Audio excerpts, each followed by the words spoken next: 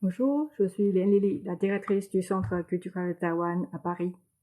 Par définition, la mission de notre centre consiste à présenter les arts et la culture de Taïwan en premier lieu sur le sol français et auprès des pays francophones voisins. Nous sommes très heureux de participer une nouvelle fois à la Nuit de la littérature organisée sous l'égide du FICEP, surtout pour cette édition inédite qui se passe uniquement en ligne à cause du Covid-19. Je crois que nous avons tous particulièrement besoin de la littérature en ce moment, quelle que soit la raison. Je ne sais pas si vous connaissez déjà la littérature taïwanaise. Si vous ne connaissez pas encore, ça serait une excellente occasion pour vous de tenter votre première expérience avec cet ouvrage intitulé Les marches du rêve du poète Luo Zhichen, qui vient de sortir aux éditions Succès. Chaque année, notre centre s'efforce de publier des romans, des recueils de poésie avec des maisons d'édition françaises sur le conseil d'experts en la matière. Ça sera le moment idéal pour Luo Zhichen de vous conter son monde littéraire sillonnant entre réalité et rêve.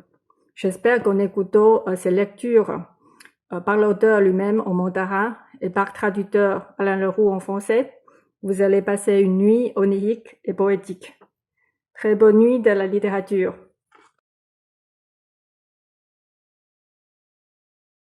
La librairie de mes rêves. La jungle qui nous effraie, qui nous fascine le plus, c'est cette librairie. Dans un quartier en déclin, à une adresse négligée du facteur, des centaines de kilomètres d'étagères de tout gabarit, des dalles de pierre, des lambris incrustés, des corridors de terre boueuse, obstrués, tortueux, étendent le savoir jusqu'à des lieux où l'électricité n'est pas parvenue.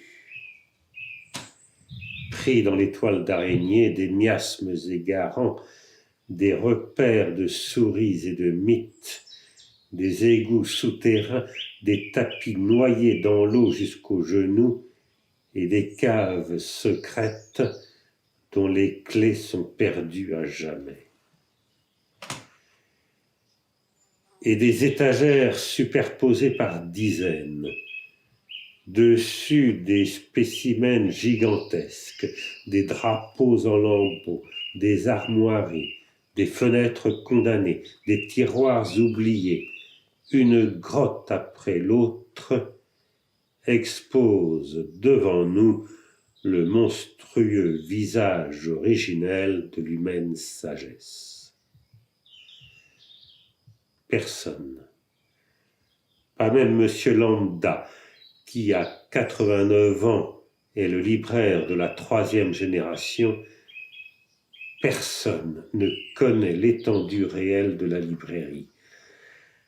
Pas même le professeur de lettres qui l'année dernière cherchait un livre effacé par le temps et s'est enfoncé pour l'éternité dans les sables mouvants de l'alphabet. Ou le critique qui, après des années, a tout à coup ressurgi par la fresque d'un mur en ruine, avec une chauve-souris d'une espèce nouvelle plantée dans la nuque. Vraiment, même dans les réserves bien gardées de la section B du bâtiment Est, dans les maquis composés principalement de biographies et de fables, il nous arrive de tomber sur les ossements de quelque égaré.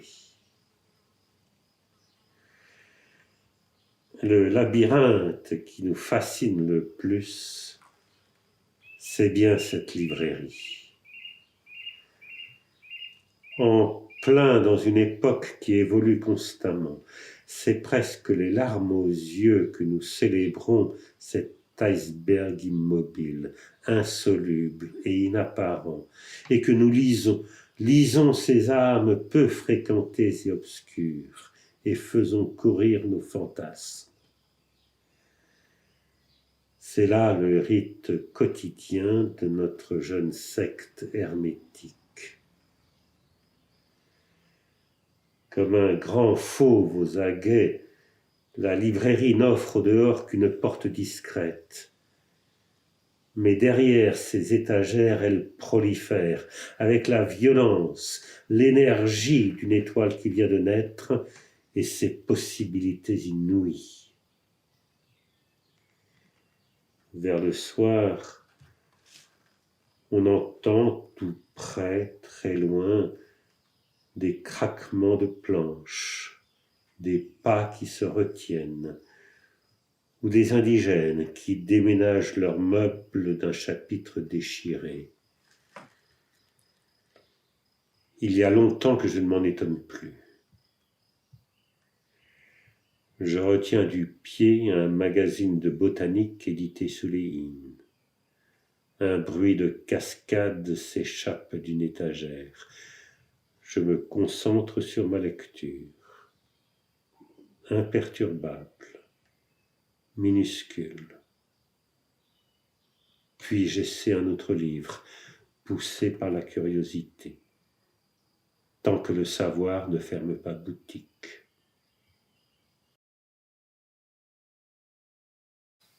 Toi, tu es à jamais la plus proche de moi. Il suffit que j'ai quelque chose à dire.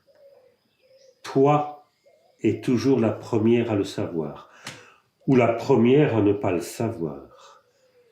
Tout comme en ce moment, une soirée recroquevillée sous le froid de l'hiver, une table d'ordinateur. Je n'ai pas encore ouvert la bouche et toi, dans la phrase déjà, tu montes la garde, que tu le saches ou non. Que je te le fasse savoir ou non, de toute façon, je sais que de toute façon tu sauras, avec le bonheur des lieux proches ou lointains que tu symbolises, comme malgré toi, fixer de ton regard le plus mélancolique de ces vers, et avec ta beauté et ton calme, peigner mes peines de l'âge mûr.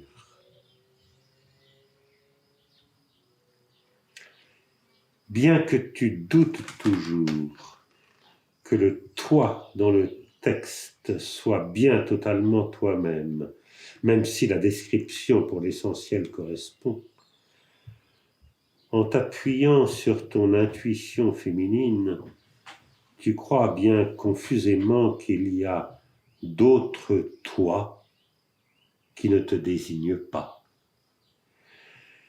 Mais tout comme en ce moment je cherche à confier que ce que je cherche à inventer n'est pas toujours toi, il suffit que tu conserves cette beauté et cette mélancolie incomparable, que tu conserves ce que tu entends dans le poème et ce que tu lis de moi en dehors du poème.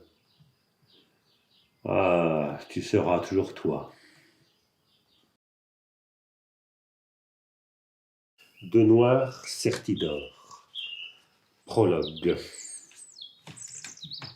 Nous, c'est obscurément que nous nous colletons avec la civilisation, celle-ci ou quelle qu'elle soit. Nous tous, chacun dans la crainte, afin de nous prémunir contre les choses énormes qui ne sont pas de nous. Nous construisons, nous créons notre propre petite civilisation pour contrecarrer la menace du monde extérieur, à moins que nous ne cédions ou acceptions. Mais les contrées que nous créons, on ne peut les concéder. Observer est notre façon d'exercer notre souveraineté. Nous observons et nous sommes observés. Nous expliquons et nous sommes expliqués. Nous, c'est obscurément qu'avec les explications toutes faites, nous nous excluons mutuellement, parce que nous n'avons jamais pu et ne voudront jamais être expliqués à la façon des explications toutes faites. Nous sommes beaucoup plus grands que n'importe quelle explication. En établissant souverainement toutes sortes de possibilités, nous grandissons, nous changeons, nous tournons et retournons nos pensées, nous créons. Créer, c'est obscurément se rebeller contre les sagesses toutes faites. 34. Sa tristesse à elle ressemble à une belle ville située sur une zone de séisme. Ma pensée ressemble à une horloge qui aurait besoin d'un séisme pour remonter son ressort. 53. C'est ainsi que je t'ai placé au poème 53. Chaque fois que j'ouvre cette page, tu apparais le pas léger, avec tout ce que je n'ai pas écrit avec des mots. Cette douceur, cette beauté, cette allure. Et quand quelqu'un d'autre ouvre la même page, tu disparais le pas léger. À part les mots, il n'y a plus rien. Avril. Avril, un temps nouveau est en train d'incuber. Une espérance et une nostalgie nouvelles, poussées par la volonté repue du printemps. Le soleil chaud pénètre sous la peau, comme il pénètre l'humus et réveille les insectes. L'île entière est en prurite. Les abeilles font la navette entre les litchis et les fleurs de longanes.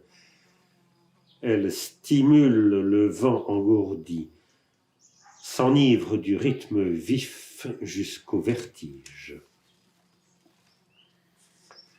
Les attraits frustes de la biologie tendent les ressorts de toutes ces petites vies.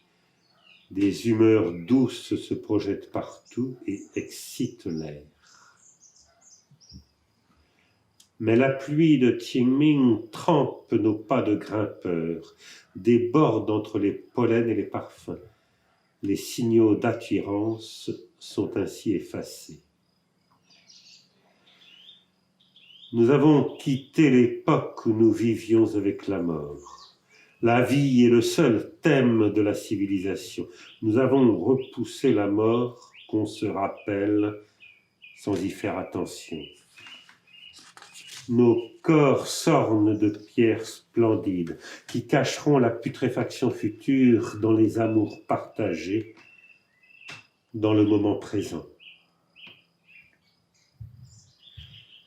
Les fleurs des arbres à huile dans la pluie semblent une neige qui tarde et ne tombe pas sur la bonne île. Nous traversons en hâte leur profusion avec le léger regret d'avoir laissé passer la fête. Cette fois, je vais vers le sud, vers les ports où s'affairent les bateaux des pêcheurs, où frémissent les vagues cristallines. J'ai abandonné ma couverture de sommeil. Tu tournes ton dos nu vers moi sans avoir envie de te lever. Es-tu encore dans ton rêve ou t'es-tu déjà réveillé? Et moi dans mon rêve qui m'éloigne.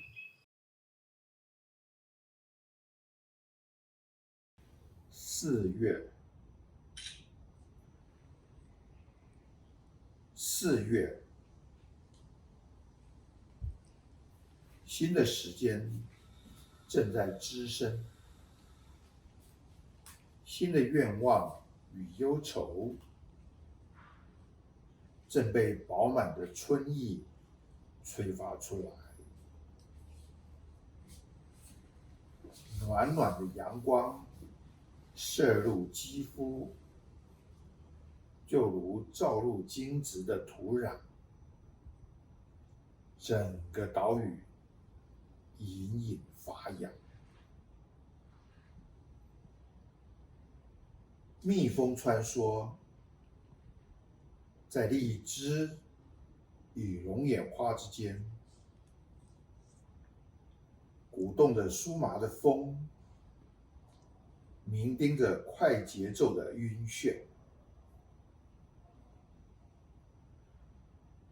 生物性的蒙昧欢愉，把这些小小生命的发条上得紧紧的，甜美的情绪四处弹射，骚动着空气。但是清明的雨淋湿我们登山的脚印，洋溢在花粉与花香之间，性感的传递便被浇熄了。我们已远离和亡灵共处的时代，生活是文明唯一的主题。虽然对逝者负疚于心，我们抵制着死亡有意无意的提醒。我们的肉体矫饰以自恋、壮硕、美丽，刻意将未来的腐朽遮掩在此刻相互珍惜的缠绵悱恻里。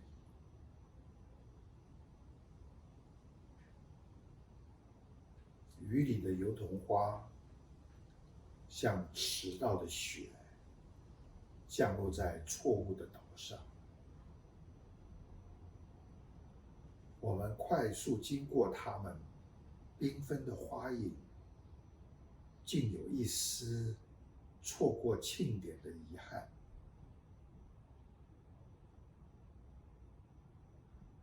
这次我往南，往被繁忙的渔船和金蓝的波涛煮沸了的渔港。我离开酣睡的被窝，你已裸背向我，不肯起床。你还在梦中吗？还是你已经醒来，我却在梦中渐渐离开。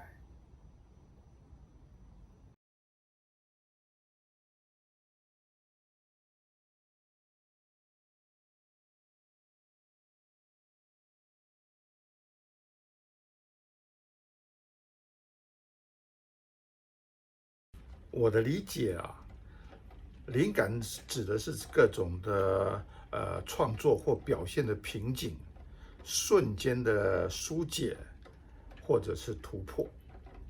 那这种感觉其实是很棒的。可是呢，我觉得这种感觉只是结果，并不是原因啊。我的创作通常是透过不间断的观察、感受和思考来进行的啊。在日常生活里头，我的自我意识以文字或者是语言的形式，来回的扫描的我最关心的那些事情，那就是在琢磨寻找啊。那当这样的心智内容找到了最适切的这个文字的表达的时候呢，我觉得诗就发生了。那我到底想传达什么呢？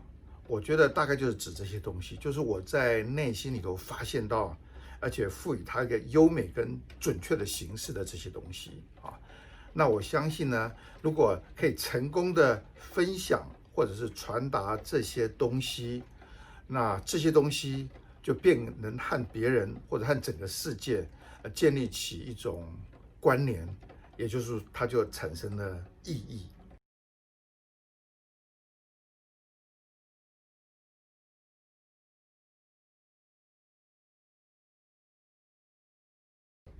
我说诗是生命的尺度啊，因为呢，诗代表的就是创作者的观点跟选择啊。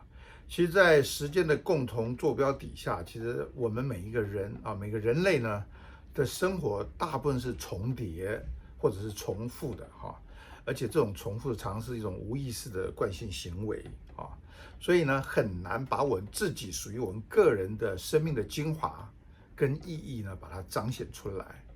只有透过呢，在诗创作的时候的深切的感受，或者是对生命的省察啊，那我觉得我们才会有一个更接近心灵感受，或者更有个人意义的丈量生命的尺度。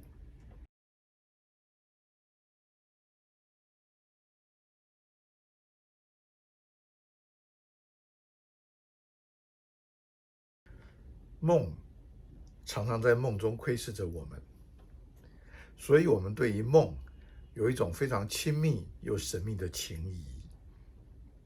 但是文学创作中的梦跟日常生活中的梦是不一样的。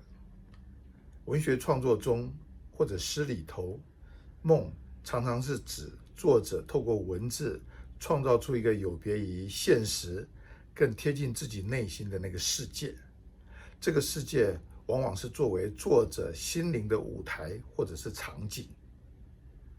因为梦境的进行方式十分接近诗创作的游戏规则，所以写诗这件事情有点像我们在书写中复制梦的生产方式一样。那为什么要在诗中做梦？我想是为了抵抗、填补现实世界客观冷漠的强大存在，或者是找出一种和现实世界戏剧化的对话方式。